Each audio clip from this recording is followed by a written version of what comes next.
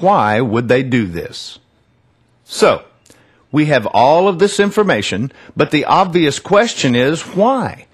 Why would they do this? When Rome was still a functioning republic, Roman judges would always ask the question, Chi bono? Or, who benefited from this crime? When we ask ourselves this simple question, we see A. The arms dealers are selling hundreds of billions of dollars in new weaponry. B.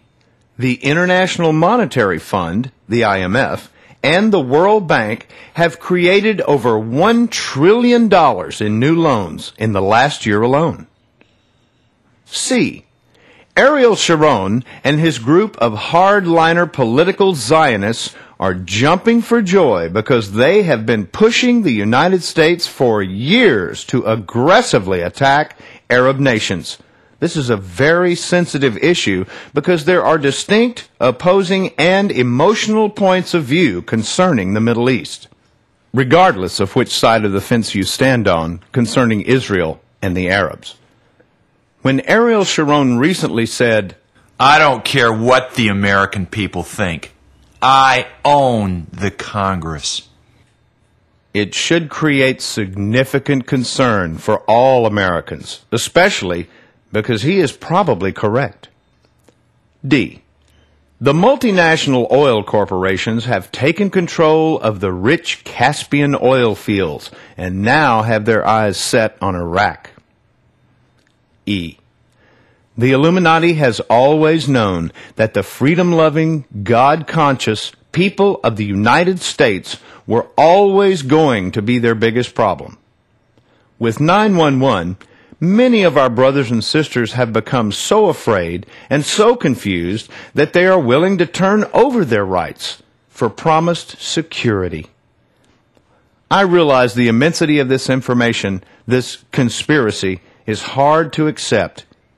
Our minds tell us that we are in America, the land of the free and the home of the brave, and this is not the way it is supposed to be. Well, as Dorothy said in The Wizard of Oz, Toto, I don't think we're in Kansas anymore.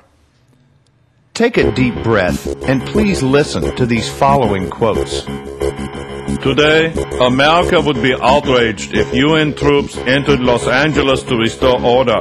Tomorrow, they will be grateful. This is especially true if they were told that there was an outside threat from beyond, whether real or promulgated, that threatened our very existence. It is then that all people of the world will plead to deliver them from this evil. The one thing every man fears is the unknown.